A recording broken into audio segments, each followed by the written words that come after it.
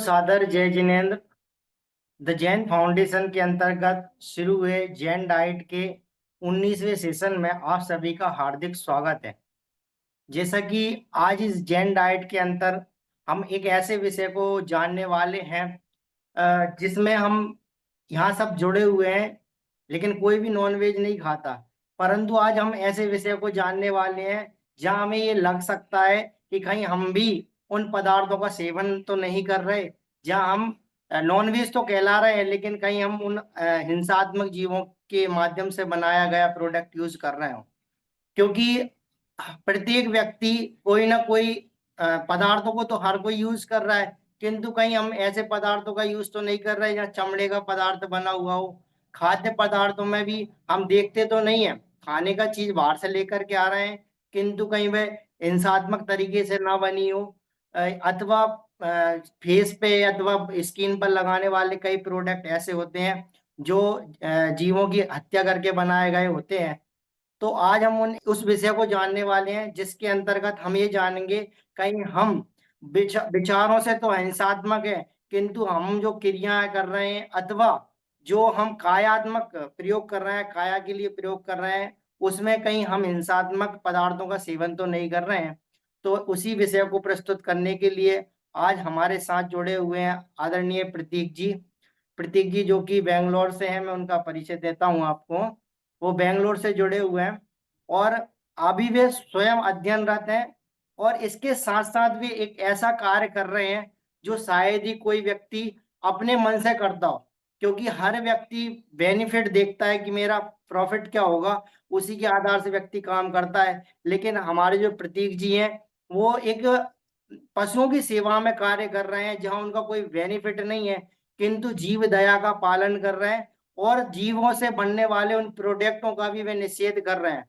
और ऐसा नहीं कि वो सिर्फ स्वयं नहीं करते, स्थान स्थान पर जा जा करके लोगों को समझाना, उनको बताना और उन पदार्थों का निषेध त्याग करवाना वैसा कार्य कर रहा है। जैसे पार्श्वनाथ भगवान ने जलते हुए सांप और उनको बचाया था, उसी प्रकार पार्श्वनाथ भगवान के तरीके से ही आप प्रतीक जी कार्य कर रहे हैं। क्योंकि आपका नाम भी प्रतीक है, तो एक प्रतीक मतलब होता है चिन्ह।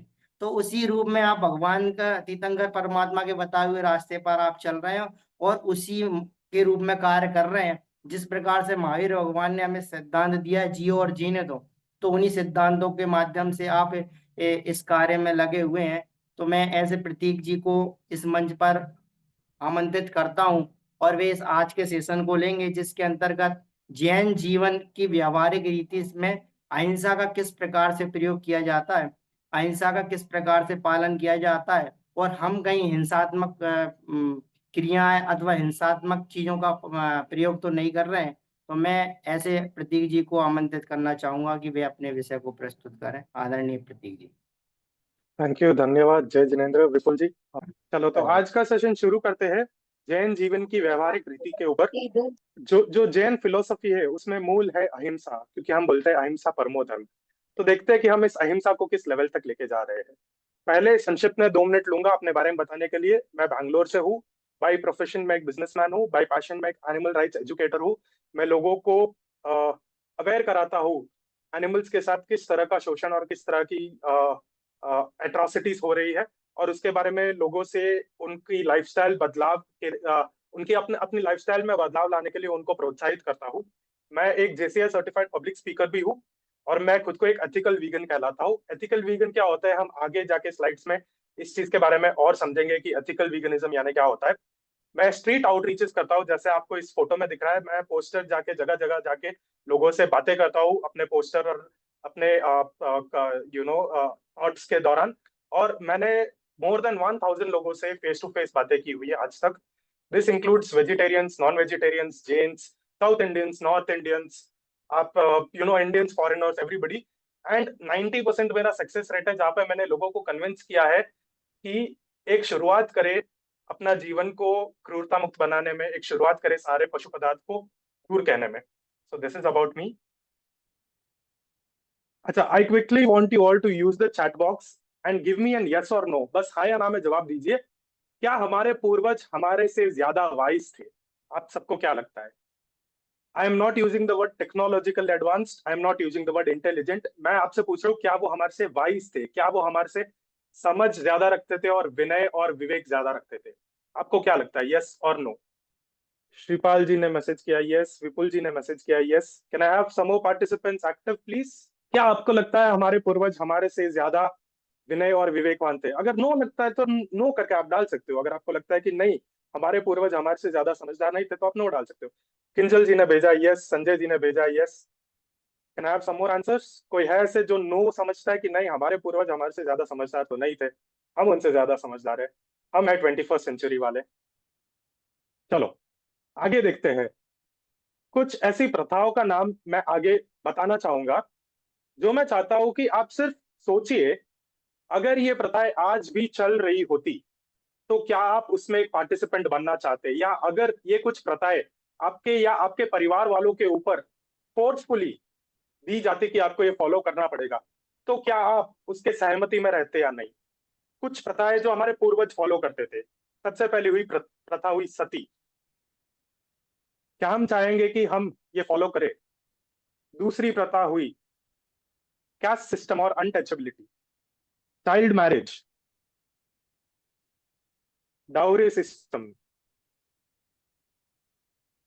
फीमेल इनफेंटिसाइड, पैदा होते ही नवजात शिशु अगर वो लड़की है तो उसको मार देने का।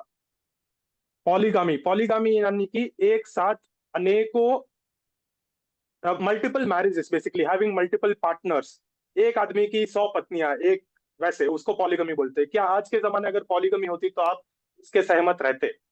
बॉन्डेड लेबरर्स, बॉन्डेड लेबरर्स यानी कि ऐसे लोग जो पूरे जिंदगी किसी और की गुलामी में बिताएंगे, सिर्फ वो खुद नहीं, उनका परिवार, उनकी आगे वाली दर बदर पीढ़ियां भी किसी की गुलामी में बिताएंगे। लेबरर्स बोल सकते हैं, गुलामी बोल सकते हैं। क्या आप लोग चाहोगे कि नहीं ऐसे ऐसे सिस्टम्स को फॉलो करें? मैं देख रहा हूँ कि most of the answers no है। राइट, ये ऐसे कुछ कुप्रथाएं जो हमारे पूर्वज फॉलो करते थे, बट मैं देख रहा हूँ कि मोस्ट ऑफ दी लोगों ने आंसर किया है कि नहीं, हम इसको फॉलो नहीं करेंगे। बट जब मैंने उसके पहले पूछा कि क्या हमारे पूर्वज हमारे से ज्यादा समझदार, तो सबने यस बोला था। सबने यस बोला था ना। तो ये एक छोटी सी एक्सरसाइज करने का मतलब ये था कि हमारे पूर्वज हमारे से बहुत ज्यादा समझदार थे। मैं ये बात बिल्कुल भी डिनाई नहीं करता हूँ, मैं ये बात 100% मानता हूँ। लेकिन हमको समय के अनुसार बदलना भी जरूरी है। कुछ चीजें थी जो उस समय में, उन परिस्थिति में, उन हालातों में सही थी, लेकिन जरूरी नहीं है कि आज सही हो। जो भी कारण के पीछे हमारे पूर्वज ने उसको फॉलो किया होगा, हम उसको क्वेश्चन नहीं करते और हम उस डिटेल में नहीं जाएंगे कि उन्होंने क्यों फॉलो किया। तब कोई ना कोई कारण रहा होगा। बट ये एक छोटी सी एक्सरसाइज करने का मेरा उद्देश्य ये था कि हम बस अपना दिमाग थोड़ा खोले, एक ओपन माइंड रखें और ये समझने की कोशिश करें कि ऐसे कुछ चीजें जो हम सदियों से फॉलो करते आ रहे हैं, बट समय के अनुसार हमें उनको बदलना पड़ेगा। Is everybody clear with this? क्या सब मेरे साथ है? चलिए आगे बढ़ते हैं और समझते हैं कि मैं क्या वैसे प्रथाओं का बात कर रहा हूँ। तो मैंने इधर डाला है, let's put our thinking hats on. हम अपने सोचने की टोपियां डाल देते और कुछ गलत फहमियां दूर करते हैं। कैसे दूर करेंगे? बहुत सिंपल सी 5 चीजें मैंने दी हुई है। लॉजिकल रीजनिंग, हम बस हमारा थोड़ा सा दिमाग लगाएंगे। बेसिक इकोनॉमिक्स को समझेंगे, बिजनेस कैसे चलता है, इकोनॉमिक कैसे चलती है। प्रैक्टिकलिटी के ऊपर बात करेंगे, रियल वर्ल्ड में प्रैक्टिकल क्या चल रहा है और क्या चलना चाहिए। हम, आप और मैं हमारे पर्सनल एक्सपीरियंसेस शेयर करेंगे और हम मदर नेचर की मदद लेंगे कुछ चीजें समझने में। अब मेरे को एक वॉलेंटियर चाहिए फ्रॉम द पार्टिसिपेंट्स। कोई भी अपना हाथ रेस कीजिए। ये एक सवाल है, हिंसा माने कि क्या, और क्या ये कंप्लीटली स्टॉप की जा सकती है? कोई इसका जवाब देना चाहेगा? हिंसा यानी क्या, और क्या हम हिंसा पूरी तरह से रोक सकते हैं? कोई इसका आंसर देना चाहेगा? हिंसा यानी क्या, और क्या हम हिंसा पूरी तरह रोक सकते हैं? फ्रेंड्स, हम लोग सब जैन है, हम लोग तो अहिंसा में विश्वास करते हैं। हिंसा यानी, I raise my hand. Yes Kinjal ji, yes. हिंसा इज हार्मिंग एनीबॉडी और एवरीबॉडी। ओके, हार्मिंग हम एनीबॉडी। हाँ, एक पॉइंट ऑफ व्यू तक हम रोक सकते हैं, पर 100% हम कुछ नहीं कर सकते। मन वचन काया, किसी ना किसी, कुछ ना कुछ, कुछ भी हो, कहीं ना कहीं हम किसी को हार्म तो करते ही है। Correct, correct. आपका जवाब बिल्कुल राइट है। हिंसा यानी कि किसी और जीव को कोई तरह की दुख या हानि पहुंचाना। करेक्ट। या किसी भी जीव को जिसके अंदर जीव है उसे कोई तरह की दुख या हानि पहुंचाना। और मेरा दूसरा सवाल ये भी था, क्या हम उसकी पूरी तरह से रोक सकते हैं? आपने बोला नहीं, हम पूरी तरह तो नहीं रोक सकते, कुछ चीजें हमारे कंट्रोल में होती है, कुछ हमारे कंट्रोल में नहीं होती। चलिए आगे बढ़ते हैं और देखते हैं कि किस तरह की हिंसा हम रोक सकते हैं, किस तरह की हिंसा हम नहीं रोक सकते। यहाँ पे एक छोटा सा चार्ट बनाया हुआ है। हमारे जैनिज्म में जीवों की जो डिविजन्स है, एक इंद्रिय, बेंद्रिय, तेंद्रिय, चौरिंद्रिय, पंचेंद्रिय जीव है। एक इंद्रिय जीव प्लांट्स, बैक्टीरिया। जय जिनेंद्र प्रतीक जी। जय जिनेंद्र। तो प्लांट्स, बैक्टीरिया और वो सारे ऐसे माइक्रो ऑर्गेनिजम्स जो हमारे को नजर भी नहीं आते। एकेंद्रिय जीवों की हिंसा ऐसी है जो हम चाह के भी नहीं रोक सकते। अगर हम सांस ले रहे तो भी हम जीव मार रहे हैं, हम पानी पी रहे तो भी हम जीव मार रहे हैं, हम खाना बनाने के लिए आग जला रहे तो भी हम जीव मार रहे हैं। हमारा एग्जिस्टेंस ही किसी और जीव की हिंसा है। क्या हम इसको रोक सकते हैं विपुल जी? क्या हम इसको रोक सकते हैं, एकेंद्रिय जीव की हिंसा? नहीं। नहीं। हम चाहते बहुत है रोकना, हम चाहते बहुत है उसे कम करना, बट हमारे को बस हमारा जीवन गुजारने के लिए भी ये हिंसा करनी ही पड़ेगी। और हम इसको नाप तोल नहीं सकते। भले ही हम चाहे कि हम कम जीव मारे, बट हम नाप तोल नहीं सकते हमने कितने जीव बचाए, कितने जीव मारे। क्या आप ये बात से सहमत है? क्या आप सब ये बात से सहमत है? Yes yes. यस। चलो, बेइंद्रिय, तेइंद्रिय, चौरिंद्रिय और पंचेंद्रिय, ये सारे ऐसे जीव है जो हम कुछ हद तक नाप तोल सकते हैं। जैसे कीड़े मकोड़ों को बचाना, हम चल रहे हैं तो हम बिना चप्पल चलते हैं, हम रास्ते पे ध्यान देके चलते हैं। अगर घर पे मच्छर आ गए तो हम क्रुएल्टी फ्री आइटम्स यूज करेंगे, जैसे हमने मच्छरदानी लगा दी instead of killing these mosquitoes. अगर चूहे घर पे आ गए तो हम रैट ट्रैप यूज करते हैं instead of trying to kill those mosquitoes, and so on and so forth. तो हम जैसे जैसे बेइंद्रिय, तेइंद्रिय, चौरिंद्रिय और पंचेंद्रिय जीव की ओर बढ़ते हैं, हम ये देखते हैं कि उस तरह की हिंसा को कंट्रोल करना हमारे लिए थोड़ा और आसान हो जाता है। और दूसरी चीज ये भी है कि जैसे जैसे हम इस लैडर पे ऊपर बढ़ते हैं, उस जीव का क्या बोलूं मैं, the ability to feel pain and suffering, उस जीव की क्षमता दर्द महसूस करने की भी बढ़ती जाती है। और जैसे जैसे हम पंचेंद्रिय तक पहुंचेंगे, हम समझते हैं कि इंसान जैसे जो भी पंचेंद्रिय जीव है, उनकी हिंसा तो एकदम टॉप लेवल की हिंसा है, और वो हमें किसी भी हालत में रोकनी ही चाहिए। करेक्ट? चलिए आगे देखते हैं कि मैंने इस प्रेजेंटेशन में क्या बनाया है। मेरे को अब एक और वॉलेंटियर चाहिए। सवाल है, how would you convince a non vegetarian person to give up meat? Vipul ji जरा ध्यान दीजिएगा, कोई अगर वॉलेंटियर करना चाहे तो। सवाल है, आप क्या ऐसा बोलेंगे एक मांसाहारी से कि उसको कन्विंस करे कि आप मांस खाना छोड़ दो? यस, किंजल जी ने वापस हाथ उठाया है। हम देखते हैं अगर कोई और अपॉर्चुनिटी लेना चाहे तो। Okay. Kinjal ji, is that? पहले किसी और को अपॉर्चुनिटी लेने दे दो, then I will answer. Yes, अगर कोई और है यहाँ पे जो इसका जवाब देना चाहता है। डियर पार्टिसिपेंट्स, सिंपल सा जवाब है। यस, मंजू जी ने हैंड रेज किया, I believe. Yes Manju ji. Yes sir, Jai Jinendra. जैसे जय अभी कोई जिनेंद्र। नॉन क्या वेजिटेरियन है। क्या आप हेलो। अपना चेहरा दिखा सकते हो please? Yes yes. Yes yes. हाँ, जय जिनेंद्र, मैं गुंडलपेट से हूँ सर, कर्नाटक से ही हूँ। और आपने जैसे बताया कि कोई नॉन वेजिटेरियन है तो उसको अपन कैसे रोक सकते हैं, तो सरल एकदम सिंपल क्वेश्चन है। अगर अपने घर में कोई एक जीव मरा हुआ है, समझो नॉन वेजिटेरियन, एक चूहा ही मरा निकला अपने यहाँ पे, उसके घर में भी मरा पड़ा हुआ है, क्या वो उसको घर में रखेगा? क्या तुरंत बाहर निकालेगा?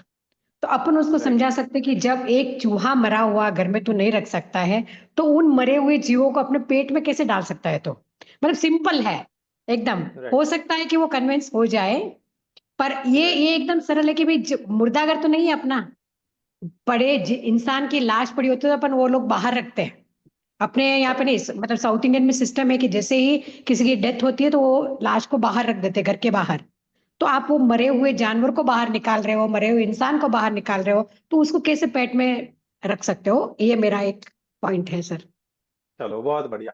और अगर सामने से आपको बोले नहीं मेरे को उसका टेस्ट बहुत पसंद है, मैं तो बचपन से खाते आया हूँ, उनको नहीं, बनाया ही गया बचपन खाने के लिए, तो बाद में और कर सकते हैं कि देखो डाइजेशन में कितना समय लगता है, उसके लिए कितने मसाले यूज करोगे आप, तो बॉडी के लिए कैसा रहेगा। क्योंकि हम लोग यहाँ पे, जहाँ पे मैं रहती हूँ, बहुत सारे नॉन वेजिटेरियन है सर, और बहुत सारे लोगों को समझाया भी है मैंने, कोई कोई कन्विंस हुए भी हैं कि नहीं आप सही बात बता रहे हो, पर हमको ये फॉलो करना पड़ता है। मैं बोली जरूरी नहीं है, हम लोग नहीं कर रहे हैं ना, तो हमारा भी तो जीवन चल रहा है ना।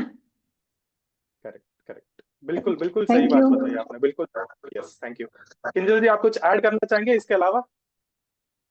या ऐड करना मतलब सी, अगर हमारे शरीर पे कुछ कट हो या कुछ भी हो, कट्स आ जाए, बारीक मसालों लगने से ही इतना सारा पेन होता है।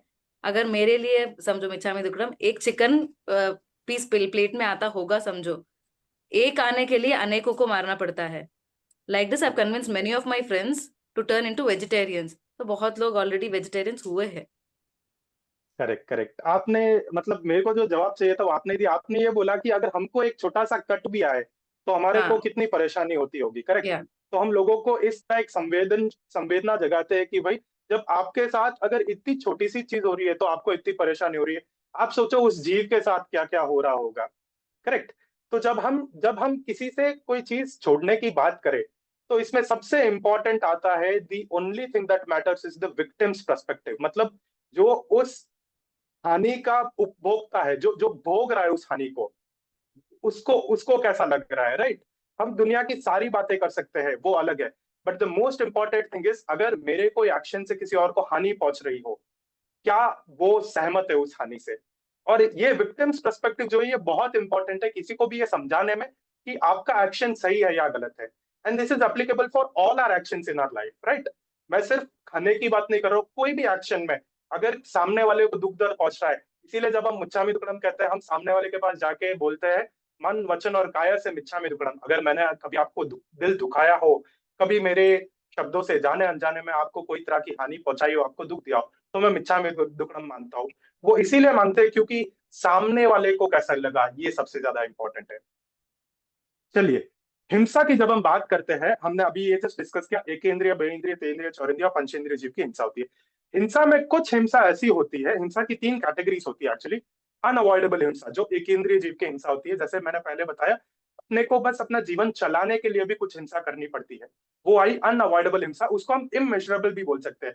जैसे हमने गैस चालू किया कुछ चीज बनाने के लिए, या लेट्स से पानी गर्म करने के लिए, हमको नहीं पता कितने जीव मरे, हमने गैस बंद करनी है, हमने कुछ जीव बचा है, but it can not be measured, right. हम सांस ले रहे हैं, हमको नहीं पता कितने जीव जी रहे हैं, कितने जीव मर रहे हैं, कितने जीवों की हिंसा हो रही है, दैट इज अनअवॉइडेबल। दूसरा आता है डिफेंसिव हिंसा, खुद को बचाने के लिए जो हिंसा की जाए, उसको बोलते हैं डिफेंसिव हिंसा। मच्छर आ गए, कोई लोग मच्छरदानी लगा लेंगे, कोई लोग ऑल आउट लगा लेंगे, खुद को बचाने के लिए हिंसा की है। अगर हमारे ऊपर कोई अटैक करेगा, तो हम खुद को डिफेंड करने के लिए उनके ऊपर वापस अटैक करेंगे, वो एक तरह से हिंसा ही हुई, बट वो डिफेंसिव हिंसा हुई। अपने बॉर्डर्स पे देश की सुरक्षा के लिए जवान जो जो अपने सोल्जर्स हैं, वो लोग भी वहां हिंसा कर रहे हैं, बट वो देश की सुरक्षा के लिए हिंसा कर रहे हैं, तो वो डिफेंसिव हिंसा हुई। वो हुई दूसरी तरह की।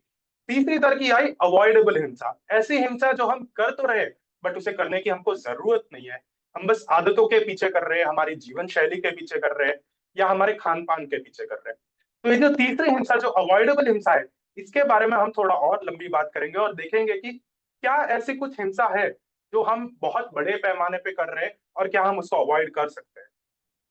यहाँ एक कुछ प्रोडक्ट्स की लिस्ट में आगे दिखाना चाह रहा हूँ, और आप लोग सब एक बार रन थ्रू कर सकते हो। मेरे को लगता है इसमें से काफी प्रोडक्ट्स काफी लोग यूज कर रहे होंगे। अगर ऐसा कोई है जो इसमें से कोई भी प्रोडक्ट्स ना यूज करे, तो प्लीज अपना हैंड रेस कीजिएगा। हनी, शहद, लेदर चमड़ा, सिल्क रेशम, वुल यानी ऊन, वुल यानी जो एनिमल डिराइव्ड वुल है इसकी बात कर रहा हूँ, डेयरी प्रोडक्ट्स, मिल्क, घी, बटर, चीज, एनिमल राइड्स, जानवरों की सवारी करना, चिड़ियाघरों में जाना, और एनिमल टेस्टेड या एनिमल ड्राइव्ड प्रोडक्ट्स यूज करना, जो मेडिसिन हो सकते हैं, कॉस्मेटिक्स हो सकते हैं, एफएमसीजी हो सकते हैं। क्या इनमें से काफी हद तक काफी सारे प्रोडक्ट्स हर कोई इस्तेमाल कर रहे हैं, क्या मैं ये मान सकता हूँ, या कोई है जो इनमें से कोई भी इस्तेमाल नहीं कर रहा है? आई थिंक काफी लोग काफी कुछ इस्तेमाल कर रहे हैं। अगर कोई है जो काफी इस्तेमाल कुछ नहीं, नहीं, काफी कुछ नहीं, सिर्फ एनिमल और डेयरी प्रोडक्ट्स। दूसरे थिंग्स तो ऑलमोस्ट मैं सोचूं कि सब लोग उसको यूज नहीं करते होंगे, as far as we are all Jains. नहीं, ये बहुत दुख की बात है कि आजकल ऑलमोस्ट हर जैन के घर में अपने को शहद मिलेगा, ऑलमोस्ट हर जैनों के घर में अपने को चमड़ा मिलेगा ही मिलेगा, लेदर के वॉलेट्स, लेदर के शूज, लेदर के बेल्ट, लेदर के जैकेट्स, लेदर के बैग्स, ये सब मिलेगा ही मिलेगा। हम लोग सब बहुत रुचि रख के जू जाते हैं, जानवरों को देखने जाते हैं, जहाँ पे उनको पिंजरे में बंद किया बच्चों को भी लेके जाते हैं ना साथ में, यस, बच्चों को बच्चों भी को लेके भी लेके, जाते हैं। Yes yes. मंजू जी। तो अगर आप ये सब प्रोडक्ट्स या सर्विस देखें, इन सब में एक चीज कॉमन है, इन सब में एकेंद्रीय जीव से ऊपर वाले जीव शामिल है। एकेंद्रीय जीव तो हमने डिस्कस कर दिया, हम कंट्रोल नहीं कर सकते, बट अगर आप बाकी सारे प्रोडक्ट्स देखें, इनमें एकेंद्रीय जीव से ऊपर वाले जीव शामिल है। इन सारे प्रोडक्ट्स में एकेंद्रीय जीव से ऊपर वाले जीवों की हिंसा हो रही है, और हम समझेंगे आगे कि वो हिंसा कैसे हो रही है और कैसे रोक सकते हैं, राइट। अपने जैन जैन धर्म के आधार पे ही विगई और महाविगई, ये तो मेरे को लगता है सबको पता ही होगा। जैसे मैंने बताया, बहुत दुख की बात है कि अपने जैनों के घर पे भी मक्खन और शहद तो आम तौर पे देखने को मिल गया है। बोला जाता है कि अगर आप मक्खन भी खा रहे हो, आप मांस बराबर है, आप शहद भी खा रहे हो, मांस बराबर है। तो ये चारों महाविगई आ गई। विगई में आ गया दूध, दही, घी, तला हुआ और मीठा। ये सब परमात्मा महावीर ने हमारे को विगई और महाविगई बताया, और बताया कि इन सब से महाविगई तो पूरा निषेध है, विगई भी अपने विवेक अनुसार जितना छोड़ सको उतना उत्तम। चलिए, अब मेरे को एक और वॉलेंटियर चाहिए ये सवाल का जवाब देने के लिए। कोई वॉलेंटियर करना चाहेगा? क्या गाय हमारे को दूध देती है? क्वेश्चन इज, क्या गाय हमें दूध देती है? नहीं। विपुल जी बता रहे हैं नहीं। अच्छा, निकालते हैं और कोई हमको। volunteer? किंजल जी मेरे को सबसे एक्टिव लग रहे हैं, पूरे जोश शोर में आए हुए चीजें सीखने के लिए, समझने के लिए। बहुत बढ़िया। हम 1 मिनट और लेंगे किंजल जी, अगर कोई और वॉलेंटियर करना चाहे तो ओके। बस। कोई और वॉलेंटियर करना चाहेगा? सवाल बहुत सिंपल है, क्या गाय हमें दूध देती है? संजय नहीं सर, संजय जी निकालते बताएं। हैं, देते नहीं है, निकालते हैं। सॉरी, अतुल जी ने हैंड रेज किया हुआ, I think. Yes Atul ji, क्या हमें गाय दूध देती है? अतुल जी, यस। गाय हमें दूध नहीं देती, गाय उसके बछड़े के लिए दूध देती है। हम अपने स्वार्थ के लिए अपने यूज में ले लेते हैं उसको, और उसके लिए जो बचता है बेचारा वही पी पाता है वो। चलो चलो, आपको ये बात पता है, बहुत अच्छी बात है। अतुल जी, सिंस आपने हैंड रेस किया, ये थोड़ा कॉन्वर्जेशन में आपके साथ कंटिन्यू करना चाहूंगा। आपने बताया कि गाय हमें दूध देती नहीं है, बट हम गाय से दूध लेते हैं। चलो ठीक है।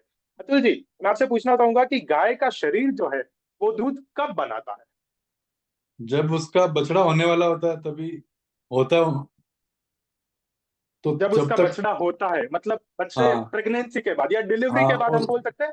हाँ, यस, डिलीवरी बछड़े के के बाद। डिलीवरी के और बाद। जब तक वो एक्टिव अतुल जी नहीं हो, आप। मतलब थोड़े टाइम तक ही दूध देती है, ऐसा भी नहीं कि परमानेंट देती है वो भी। भाई जैसे चलो ठीक है बछड़े का भी अतुल जी, एक आयु आप है जो ना। होता होगा, बछड़े का जो आयु होता होगा, जहां तक जैसे अपने बच्चों को जरूरत होती है, वैसे उसको जितनी जरूरत है उतने टाइम तक के लिए गाय मतलब दूध देती है। ऐसा नहीं कि परमानेंट राइट एक बार हुआ तो राइट दूध राइट हमेशा ही देती है। राइट, आपका तीर एकदम निशाने पे है, ये चीज मेरे को मेरे लाइफ के फर्स्ट 28 ईयर्स के लिए पता नहीं थी। मेरे को लगता है कि इस ग्रुप में भी काफी लोग होंगे जो सोचते हैं, अच्छा गाय बछड़ा होने के बाद ही दूध देती है क्या? हम तो सोच रहे थे गाय जिंदगी भर दूध देती है। गाय का काम क्या है? गाय का काम क्या है? घास खाना और दूध देना, घास खाना और दूध देना। बट नहीं, ये बहुत बड़ी मिथ है जो लोगों को नहीं पता, कि गाय भी इंसानों जैसे ही बच्चा होने के बाद ही दूध देगी। सिर्फ इंसान या गाय नहीं, कुत्ता, बिल्ली, शेर, बकरा, हाथी, घोड़ा, गधा, ऊंट, ये सब मैमल्स गिने जाते हैं। इनको इंग्लिश में मैमल्स बोलते हैं, हिंदी में इनको स्तनधारी पशु बोलते हैं, जिनके पास स्तन होता है। ये सारे के सारे पशु दूध बनाते हैं। ये सारे के सारे पशु अपना बच्चा होने के बाद ही दूध बनाते हैं, और ये सारे के सारे पशु सिर्फ अपना बच्चे के लिए ही दूध बनाते हैं।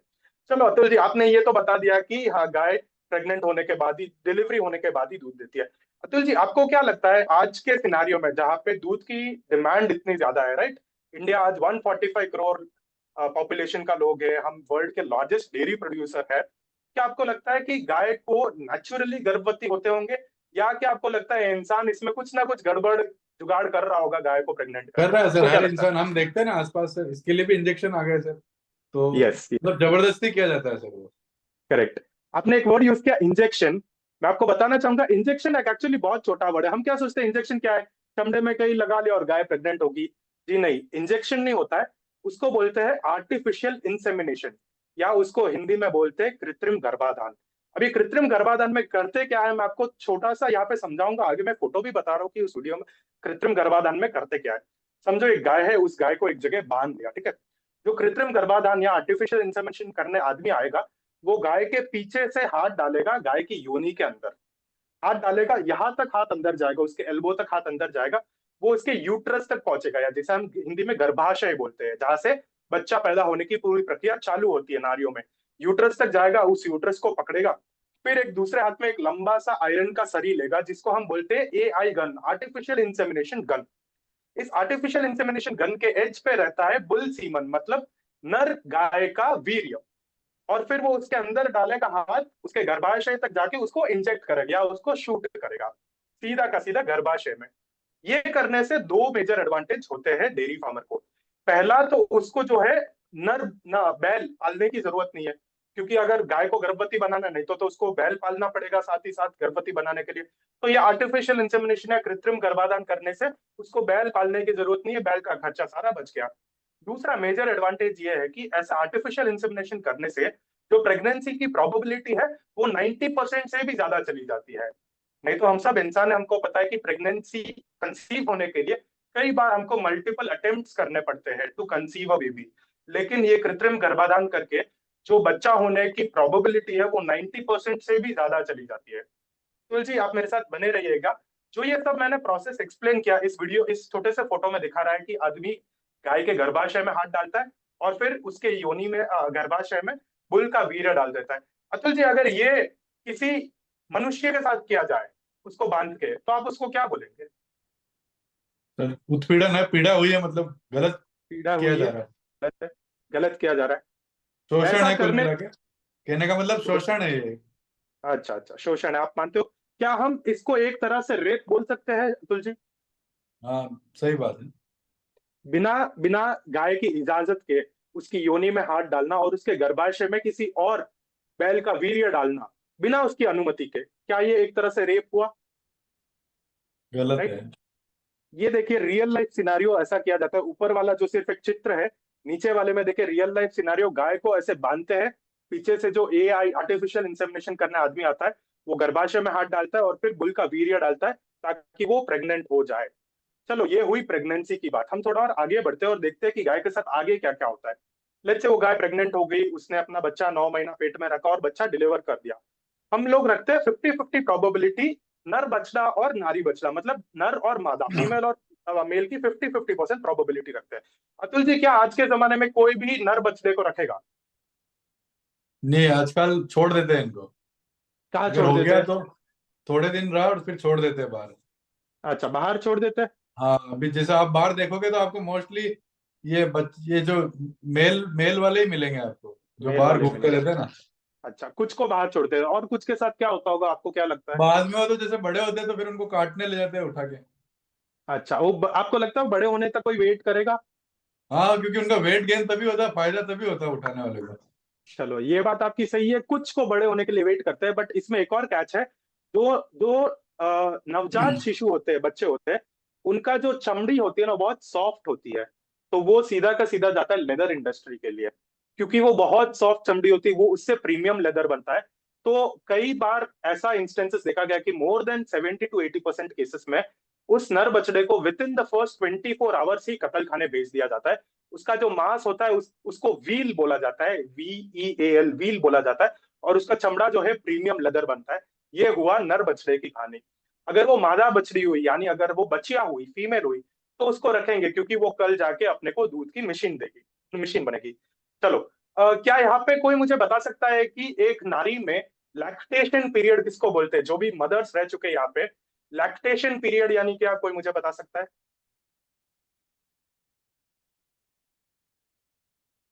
कोई भी मदर्स रह चुके हैं यहाँ पे जो मुझे बताए लैक्टेशन पीरियड का अर्थ क्या है? यस किंजल जी।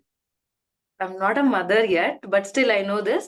Lactation मतलब after a baby is born, जो भी after two days या something, जो भी मिल्क प्रोडक्शन होता है, जब तक बेबी के लिए चाहिए, probably it is 1 year or 2 years, तब तक जो भी है period, that is called as the lactation period, where the baby is fed.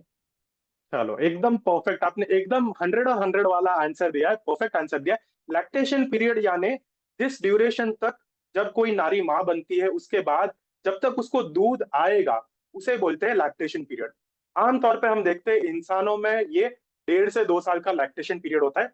आमतौर पे देखा जाता है गायों में जो लैक्टेशन पीरियड है वो 10 to 14 months का होता है, मतलब कि वो 10 से 14 महीने तक ही दूध देगी बच्चा होने के बाद। और फिर उसका जैसे जैसे 9वां 10वां महीना होएगा बच्चा होने के बाद, उसका दूध धीरे धीरे कम हो जाएगा और लगभग 12 13 14 महीने के आसपास उसका दूध पूरा का पूरा रुक जाएगा। अच्छा, अब क्या वो दूध वाला अफोर्ड कर सकता है कि उसका दूध रुक जाए? वो तो अफोर्ड नहीं कर सकता, वो अपना घर कैसे चलाएगा? तो आमतौर पे अब यहाँ पे बहुत ही दिल दहला देने वाली बात आती है, सब लोग सुनिएगा। क्या करते हैं डेयरी वाले, गाय को बछड़ा हुआ, उसको विद इन 3 मंथ्स या 4 मंथ्स वापस कृत्रिम गर्भाधान करके उसको वापस प्रेग्नेंट कर देते हैं। क्यों प्रेग्नेंट करते हैं? ताकि जब तक ये दूध रुके तब तक दूसरा बच्चा तैयार। विपुल जी, आप समझ रहे हो? जब तक उसका दूध रुके तब तक उसका दूसरा बच्चा तैयार। वापस बच्चा हुआ, वापस 2-3 महीने में उसको प्रेग्नेंट कर दिया, नेक्स्ट दूध रुकेगा तब तक नेक्स्ट बच्चा तैयार। वापस बच्चा हुआ, वापस 3 महीने में उसको प्रेग्नेंट किया जबरदस्ती, दूध रुका, नेक्स्ट बच्चा तैयार। अभी सोचिए, एक माँ जो हर लगभग साल 1.5 साल में एक बच्चे को जन्म दे रही है, और सिर्फ इसलिए क्योंकि हम इंसानों को उसका दूध चाहिए। उसका शरीर हो जाता है एकदम खोखला, 4 या 5 प्रेगनेंसीज के बाद वो और प्रेग्नेंट हो नहीं पाती है, उसका दूध और आएगा नहीं। उसके बाद उसको कोई रखेगा? विपुल जी, जो गाय दूध नहीं देती उसको कोई रखेगा? कहाँ नो, जाती है नहीं विपुल रख, जी वो? कत्ल खाने जाएगी या बाहर। यस, आपकी बात एकदम राइट है। या तो वो सड़क पे छोड़ दी जाएगी अपनी जिंदगी मर मर के काटने के लिए, जहाँ पे वो प्लास्टिक खाएगी, कचरा खाएगी, गर्मी सर्दी बरसात का मौसम झेलेगी। या अगर उसका नसीब अच्छा है, मैं ऐसे ये वर्ड यूज कर रहा हूँ, सोचिए, अगर उसका नसीब अच्छा है तो वो कत्ल खाने जाएगी, क्योंकि उसकी 15 मिनट की पीड़ा रहेगी बट उसका जीवन खत्म हो जाएगा। नहीं तो उसको अपना बैलेंस का पूरा जीवन रस्तों पे बिताना पड़ेगा, दर दर भटके खाना पड़ेगा, ना खाने को कुछ ना पीने को कुछ। और आम तौर पे जब ये 5-6 प्रेगनेंसीज खत्म हो जाती है, कंटिन्यूस साइकिल्स, तब तक जो गाय है उसकी उम्र केवल 6-7 साल की होती है, और नेचुरली काउस की उम्र अप टू 20 ईयर्स तक होती है। तो लगभग उन्होंने सिर्फ अपना आधा जीवन बिताया, जहाँ पे उन्होंने इंसानों के शोषण के पीछे अपना पूरा शरीर खराब कर दिया, अपने सारे बच्चे गवाए, और अपना शरीर दूध दे दे के गाल दिया। बट बैलेंस पूरी की पूरी 10 साल उसको काटना है, या तो रस्तों पे या वो जाती है कत्ल खाने। तो ये जो है, this is the average life of a dairy cow, जो मैंने पॉइंट्स में बताए हैं, जो हमने अभी सब डिस्कस किया। बॉर्न एज अ फीमेल, कृत्रिम गर्भाधान होता है, जैसे ही वो 1.5 से 2 साल की होती है, गायों के साथ ये कृत्रिम गर्भाधान चालू कर देते हैं, क्योंकि सबको दूध चाहिए, सबको दूध जल्दी से जल्दी चाहिए। उनको अपने बछड़ों से अलग कर दिया जाता है, क्योंकि अगर बछड़े दूध पी लेंगे तो ये बेचेंगे क्या? जो नर बछड़े हैं वो सीधे जाते हैं कत्ल खाने। 10 से 14 महीने तक, 10 से 14 महीने तक लगभग दूध आता है। उनको हर साल दर साल प्रेग्नेंट किया जाता है, और 6-7 साल की उम्र में उनको जो है स्लॉटर हाउस भेज दिया जाता है। देखिए, ये जो है एक गाय का सप्लाई चेन बोलते हैं। जब हम बिजनेस या इकोनॉमिक्स की बात करते हैं, हम ये समझते हैं कि अगर एक कोई भी प्रोडक्ट है और उससे हम मल्टीपल प्रोडक्ट्स के थ्रू आय या इनकम जनरेट कर सकते हैं, तो ये कैसा चलेगा? ये गाय की सप्लाई चेन है। एक गाय से आमतौर पे 3 प्रोडक्ट्स निकाले जाते हैं: उसका दूध, उसका मांस और उसका चमड़ा। दूध तो हम सब ले रहे हैं, मांस और चमड़ा हम में से कई लोग नहीं नहीं उपयोग करते, मैं समझता हूँ। बट जब हम दूध ले रहे हैं, ये बात ध्यान से सुनिएगा, जब हम दूध ले रहे हैं, हम हेल्प कर रहे हैं उस लास्ट पॉइंट पे जो मांस आ रहा है उसको सस्ता बनाने में। कैसे हेल्प कर रही है समझते हैं। जो गाय है उसको 4-5-6 साल तक दूध वाला पालता है, उसका दूध निकालता है, दूध बेचता है, खुद का घर चलाता है और गाय को पालता है। यही बात अगर वो दूध वाला बिना दूध बेचे उस गाय को पालेगा 4-5 साल के लिए, और फिर उसको सिर्फ मांस के लिए बेचेगा, तो मांस की जो कॉस्टिंग है वो 5 साल के खर्च पूरी की पूरी उस मांस की कॉस्टिंग में ऐड हो जाएगी। लेकिन क्योंकि हमने 5-6 साल तक उस गाय का दूध खरीदा है, हमने पैसे दे दे के उसके मांस और उसके चमड़े को सस्ता किया है। या तो इंग्लिश में मैं ऐसे बोलूं, we have subsidised the cost of beef और leather thanks to the milk that we have taken. आगे स्लाइड में जाते हैं। अगर दूध हम लेना बंद कर दे, या धीरे धीरे सारे लोग दूध लेना बंद कर दे, तो गाय के चमड़े या गाय के मांस की जो कॉस्ट है वो पूरी की पूरी शूट अप हो जाएगी, क्योंकि उसको 3 या 4 या 5 साल पालने का पूरा खर्चा उस बीफ में ऐड हो जाएगा। लेकिन जब हम दूध या दूध के कोई भी प्रोडक्ट्स पी रहे हैं, हमने उस गाय के मांस को सस्ता बनाने में योगदान कर दिया है। क्या ये कॉन्सेप्ट सबके लिए क्लियर है? अगर आगे जाके आपको इसमें और कोई डाउट्स हो, इसको डिटेल में समझने की आपको इच्छा हो, तो मैं कवर करूंगा। ये एक छोटा सा चार्ट दिखा रहा हूँ, देखिए, जहाँ पे वर्ल्ड के जो सबसे टॉप बीफ एक्सपोर्टर्स है उसकी एक लिस्ट दिखाई गई है। इंडिया, जो कि एक प्रिडोमिनेटली हिंदू कंट्री है, जहाँ पे गाय को माता माना गया है, फिर भी हम दुनिया के बीफ एक्सपोर्ट में सेकेंड नंबर पे आते हैं। सोचिए ये कैसे पॉसिबल है? हम गाय को माता मानते हैं। यहाँ के हिंदू जो आमतौर पे कोई और तरह का नॉनवेज मांस खाते होंगे, मुर्गी बकरा खाते होंगे, बट गाय वो लोग भी नहीं खाते, वो लोग भी गाय को माता मानते हैं। फिर भी वर्ल्ड का second largest exporter of beef India है। और इसके साथ एक और इंटरेस्टिंग स्टैटिस्टिक जोड़ना चाहूंगा कि इंडिया की बीफ दुनिया की वन ऑफ द सबसे सस्ती बीफ में से एक गिनी जाती है। वो इसीलिए क्योंकि हम लोगों ने इतना दूध उससे निचोड़ा है कि उसका पूरा का पूरा जो कॉस्ट है उस गाय को बढ़ाने का, उस गाय को पालने पोसने का, वो उस दूध से हमने निकाल दिया है। और उसके पीछे उसका मांस सस्ता बनाए, उसके पीछे हम उसको एक्सपोर्ट कर पा रहे हैं। यहाँ का हमारा एक नेबरिंग स्टेट है वियतनाम करके, वियतनाम में जो बीफ की कॉस्टिंग है उस कॉस्टिंग के मुकाबले इंडिया की जो गौमांस है अगर वो हम वियतनाम पहुंचाए तो इंडिया की कॉस्टिंग इज ओनली 1/3। यानी कि अगर वियतनाम के गौमांस की कॉस्टिंग 100 रुपए आती है वहां पे उनको, तो इंडिया के गौमांस की कॉस्टिंग, यहाँ का प्रोडक्शन, यहाँ का कमीशन, यहाँ का ट्रांसपोर्टेशन कॉस्ट सारा मिला के भी जब हम वियतनाम भेज रहे वो सिर्फ 30 रुपए की आएगी। उस हद तक इंडिया की बीफ सस्ती है और इसी के कारण सबसे ज्यादा एक्सपोर्ट भी की जाती है क्योंकि सबसे सस्ती है। तो ये था कि पूरा दूध के पीछे जो गाय के साथ शोषण हो रहा है और कैसे हम दूध लेके हम अंत में जो उसका मांस है उसको हम सस्ते पे सस्ता बना रहे हैं, उसके पीछे की स्टोरीज।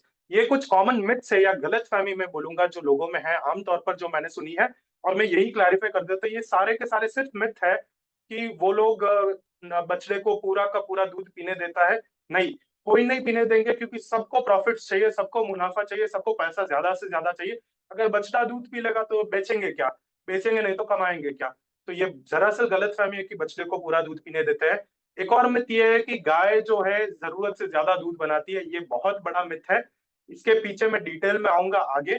ये बहुत बड़ा मिथ है। कोई भी मैमल, कोई भी स्तनधारी जानवर अपने बच्चे के हिसाब से ही दूध बनाता है। दूध बनाने की जो प्रक्रिया होती है वो डिमांड एंड सप्लाई पे चलती है। मतलब जैसे जैसे बच्चा दूध खींचेगा वैसे वैसे माँ बनाती रहेगी, जैसे जैसे बच्चा खींचेगा वैसे वैसे माँ बनाती रहेगी। माँ कभी भी बच्चे के जरूरत से ज्यादा दूध नहीं बनाएगी। एक और गलतफहमी ये है कि अगर बच्चा ज्यादा दूध पिएगा तो वो मर जाएगा। अरे जी नहीं, ये बहुत बड़ी गलतफहमी है। कोई भी बच्चे को उतनी समझ है कि कब मेरा पेट भरा है, कब मेरे को भूख लगी है। कोई भी बच्चा जब उसका पेट भरेगा वो दूध पीना बंद कर देगा और वो आराम से जाके खेलेगा। विश्व कल्याण जी ने हैंड रेस किया है। मैं जस्ट 2 और स्लाइड है वो कंप्लीट करूंगा फिर मैं आपका क्वेश्चन लूंगा। इज दैट ओके विश्व जी? Yes, thank you. और एक और ये गलतफहमी है कि गाय जो है जिंदगी भर दूध देती है, वो हमने ऑलरेडी दूर कर दी है कि प्रेगनेंसी के बाद ही दूध देती है।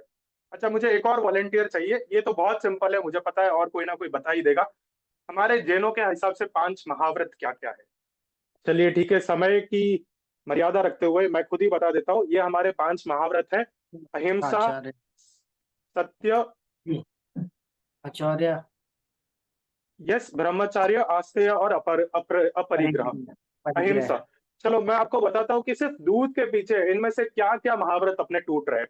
सबसे पहली चीज, हिंसा हो रही है। हम सबने अभी देख लिया कैसे कैसे हिंसा हो रही है, क्या क्या हो रही है। झूठ बोल रहे हैं। गाय हमारे लिए दूध देती है, सबसे बड़ा झूठ। गाय हमारे लिए नहीं दूध दे रही है, पूरी दुनिया को ये सबसे बड़ा झूठ दिया हुआ है और दूध बेचा जा रहा है। आस्तेया मतलब चुराना। जो चीज हमारी नहीं है अगर हम उसे ले रहे तो क्या वो चोरी नहीं हुई? प्रकृति ने गाय बनाया है गाय के बछड़े के लिए और हम उसका अधिकार छीन रहे हैं, हम चोरी कर रहे हैं। ब्रह्मचर्य, हम किसी भी पंचेंद्रिय जीव के योनि के अंदर उसके अनुमति के बिना जबरदस्ती किसी और जीव का वीर्य डाल रहे हैं। क्या ये उसके ब्रह्मचर्य का उल्लंघन नहीं हुआ? ये उसके ब्रह्मचर्य का उल्लंघन है। और अपरिग्रह, हमें इतना लगाव है दूध और दूध के प्रोडक्ट्स के पीछे कि हम ये सब कुछ नजरअंदाज करने को तैयार है बट हम दूध छोड़ने को तैयार नहीं है। तो एक दूध के पीछे सारे के सारे महाव्रत हमारे भंग होते हैं। जब हम वेजिटेरियन शब्द यूज करते हैं या शाकाहार यूज करते हैं, ओरिजिनली उस शाकाहार शब्द का सीधा सीधा अर्थ ये बनता है, शाक यानी पेड़ पौधे, आहार यानी खाना। जो भी पेड़ पौधों से आता हुआ खाना है वो शाकाहार है। वेजिटेरियन का सिंपल अर्थ ये है कि जो भी पेड़ पौधे से आता है वो ही शाकाहार है।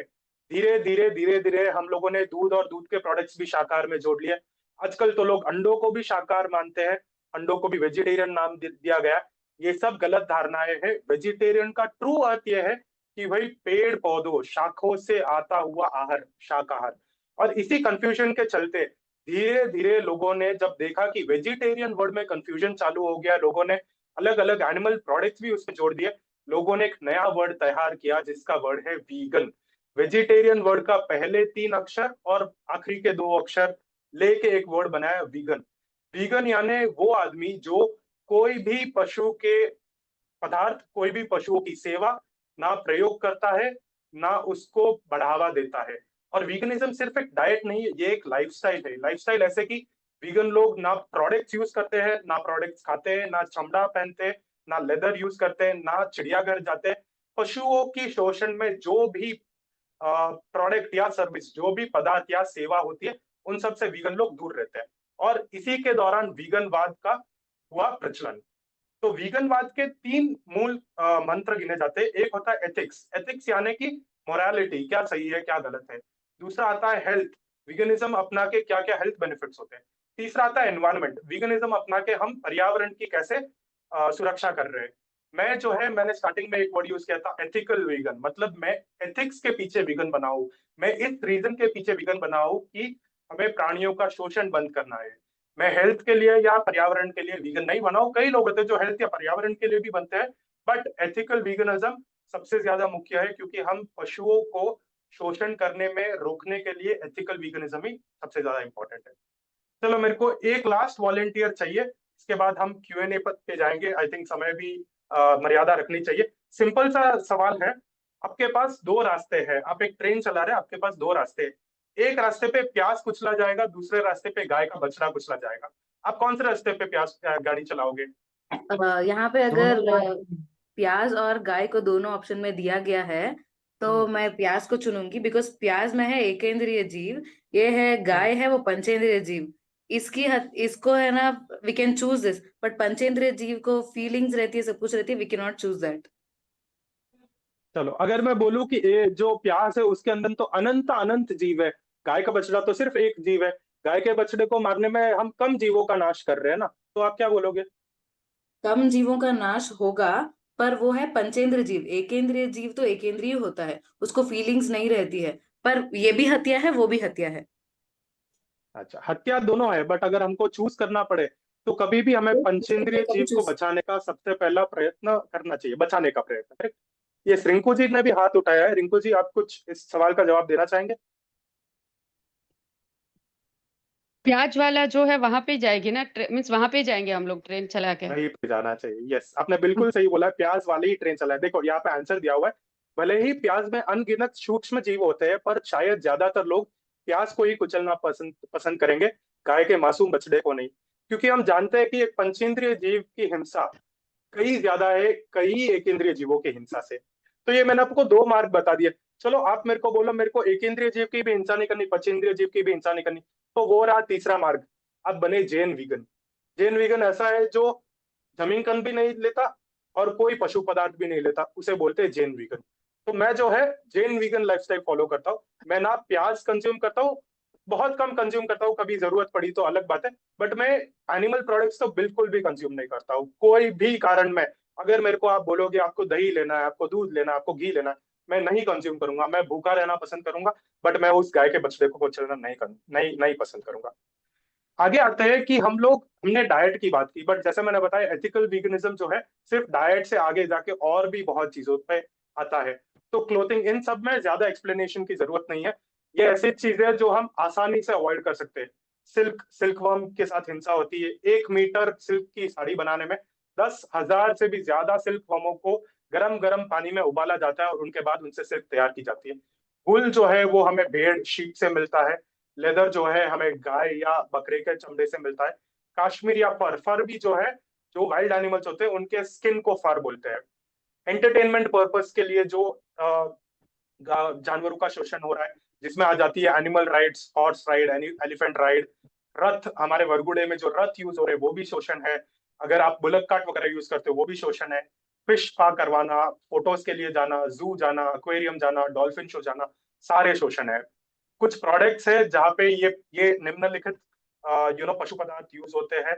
एनिमल टेस्टिंग की जाती है, हनी यूज होता है, बीस वैक्स यानी जो हनी बी का जो छत्ता होता है उसके अंदर उसका हनी निकालने के बाद बचता है, उसको बीस वैक्स बोलते हैं। पर्ल यानी मोती, मोती भी जो जो है एक जीव से निकाला जाता है, उसमें भी बहुत हिंसा है। जो ब्रश यूज करते हैं, कई बार एनिमल्स के हेयर की ब्रश होती है, वो हिंसा है। टैलो या लाड, आप सबको पता होगा कि तिरुपति बालाजी का जो लड्डू है, जो बहुत बड़ी कंट्रोवर्सी हुई थी, लड्डू के अंदर टैलो और लाड मिले थे। ये दोनों जो है गाय के चर्बी को बोला जाता है टैलो या लाड।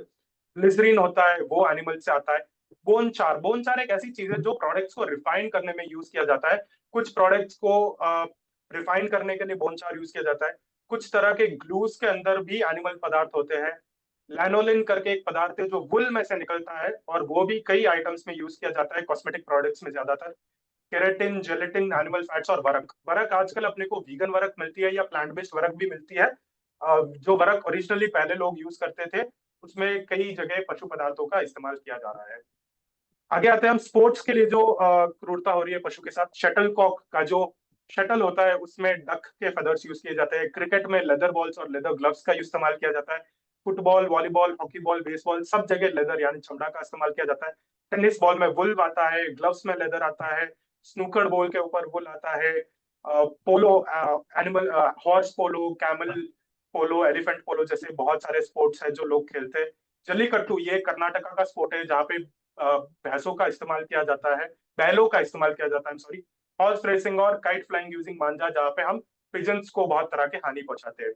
म्यूजिक के लिए यूज करते हैं, ढोलक में लेदर होता है जो हम भक्ति के लिए यूज करते हैं। कई बार ढोल के अंदर, तबला के अंदर लेदर होता है। वायलिन या वीणा की जो तार होती है वो एनिमल के इंटेस्टाइन के स्ट्रिंग से बनी होती है। ब्रशेस जो हम यूज करते हैं, कई तरह के ब्रशेस में एनिमल हेयर्स होते हैं।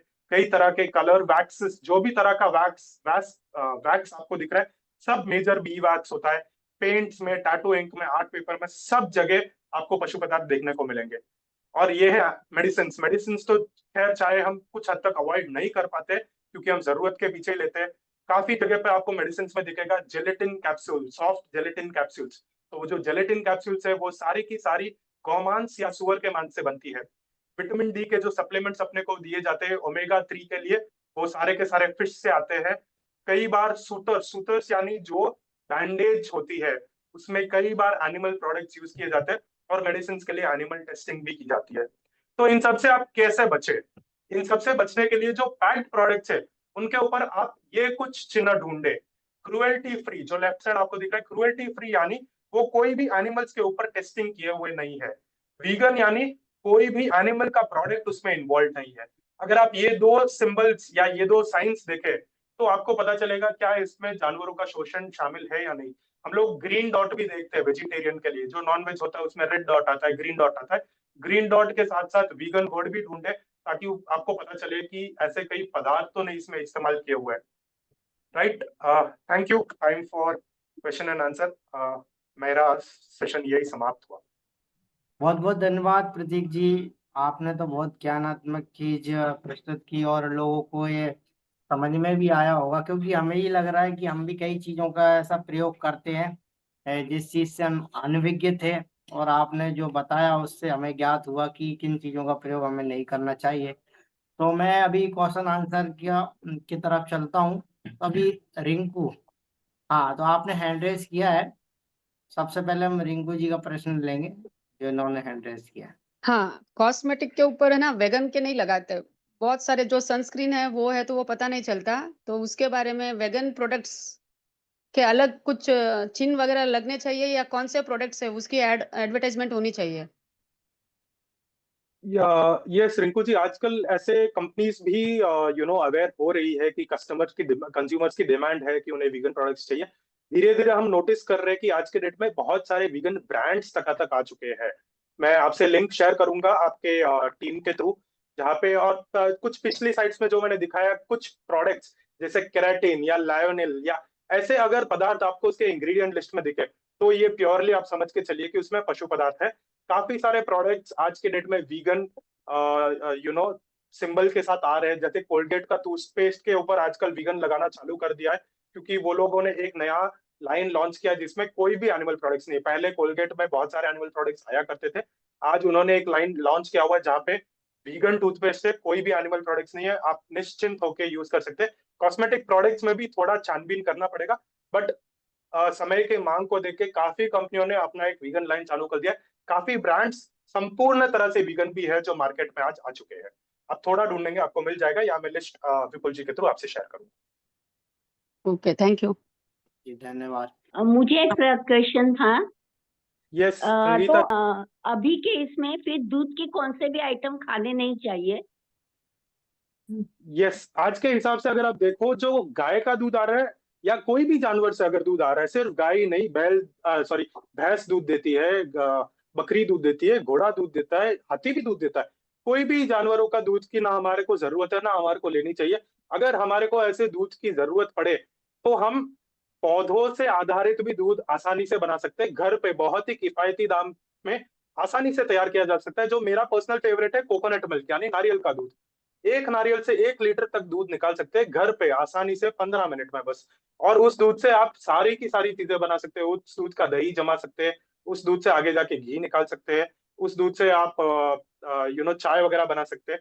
नारियल का दूध बनता है, सींगदाने का दूध बनता है, सोया का दूध बनता है। तो ये सारे दूध हम स्वयं घर पे बना सकते हैं, और वो एज एन ऑल्टरनेटिव आप अपनी आदतों को जारी रखने के लिए यूज कर सकते हैं। नहीं तो हमने जो अभी नहीं, जैसे मैंने गौशाला में जो चालू किया है ना, वो बोलते हैं कि हम लोग है ना, जो आप बोल रहे हो ना कृत्रिम, उससे नहीं करवा रहे, हम लोगों का ये ओरिजिनल है। तो फिर हम वहां से ले बच्चों के लिए कि नहीं लें, फिर हम क्या करें? देखिए, आखिर में तो अगर गौशाला भी अगर दूध का व्यापार कर रही है तो कहीं ना कहीं जाके वो किसी ना किसी गलत काम में पड़ेंगे ही पड़ेंगे, क्योंकि जहाँ पे पैसे का लेन देन होता है वहां पे लालच आ ही जाती है। सिंपल तो सी रूटीन में चीज है। बंद कर देना है, मतलब दूध और चाय और सब बंद कर देना है रूटीन में। कोई भी जानवर का दूध को ना हमारी जरूरत है, ना हमारे को जरूरत है, और ना हमको लेना चाहिए। जी जी, बहुत बहुत धन्यवाद प्रतीक जी। आपने इतना गहन मतलब बहुत गहराई से आप और मतलब इतना खुलासा करके जो बता रहे हो, तो कहीं ना कहीं हमें ये लग रहा है कि जो हम चीजें यूज कर रहे हैं उनका त्याग करना ही चाहिए, क्योंकि वर्तमान स्थिति इतनी खराब हो चुकी है कि शुद्धता तो कहीं भी मिलना नहीं है। क्योंकि पूर्व में तो घी, चाहे घी भी था, दूध भी था, और जो भी पदार्थ हम खाद्य पदार्थ खाते थे और लोगों में भी कितना बल था। लेकिन ना आज हम में बल है और ना ही वो ऐसे खाद्य पदार्थ मतलब शुद्धता से मिल रहे हैं। तो जितना हो एग्जैक्टली। सके वो, हाँ जितना हो सके, आपने जो कहा कि फल फूल आदि जो हमें प्राप्त हो रहा है, और वैसे भी क्या है कि जीवन जितना आयु मिला उतना जिएंगे। तो जैसे चिड़िया को भी देखिए खाने के लिए मिल रहा है तो वो जीवित है ना, घास फूस खा के गाय भी जीवित है, तो हमारे लिए तो इतनी सारी वैरायटी की चीज प्रकृति दे ही रही है। तो अगर हम एग्जैक्टली। इन चीजों का ही सेवन करके अगर चलेंगे तो भी हमारा जीवन जितना 100 वर्ष का है वो 100 वर्ष ही जिएगा, उससे पहले मरने वाला आराम से। नहीं है। और आपने बहुत अच्छी बात बताई कि जीवों के प्रति करुणा हमारी इस प्रकार से होनी चाहिए, क्योंकि हम सोचते तो है गाय हमें चौराहे पे दिख जाएगी तो हम रोटी तो खिला देंगे, लेकिन कभी इस तरीके का नहीं सोचा है जो आपने आज सोच बताई ना, इस तरीके का हम सोचते ही नहीं है। और यस आज से यस। हम इस तरीके का अगर सोचेंगे तो हमारे अंदर भी ये करुणा की भावना और इतनी अहिंसात्मक लेवल का जो आपने बहुत विचार खोले हैं हमारे, वाकई में बहुत अच्छा यस सराहनीय है यस। आपके जो टॉक्स रहा है। और आपने जो विचार विमर्श और जो आपने भी शोध कार्य किया हुआ तभी आपने इतना सारा बताया। तो बहुत ही मेहनत यस करके आप सेशन को लेकर के आए और आपने जो बात रखी बहुत ही अच्छी लगी है यस। सबको। और यस यस। हमारा समय की मर्यादा है, इसके इस कारण से हम इस सेशन को यहीं विराम देंगे। और आप सभी का जो भी हमारे जितने भी श्रोता जुड़े हुए हैं मैं उन सभी का भी धन्यवाद ज्ञापित करूंगा, क्योंकि आप जुड़े हुए हैं तभी हमारा इतना सेशन चल पाया है। तो आप लोगों का भी बहुत बहुत धन्यवाद। और मैं प्रतीक जी, जो आप इतना विषय को लेकर के आए हैं और विषय को आप विस्तार से बता रहे हैं, खुलासा कर रहे हैं, इतनी मेहनत की आपने, उसके लिए बहुत बहुत आभार। और आगे आने वाले से समय में हम आपको वापस भी बुलाएंगे, तो ऐसा हम आश्वासन देते हैं। इसी के साथ आज के सीजन को हम यहीं विराम देंगे। सभी को सादर जय जिनेंद्र, शुभ रात्रि। धन्यवाद जय Jinendra. Thank you to the Jain Foundation for this fantastic initiative and giving me this opportunity to share the stage with all the lovely members. Thank you, sir.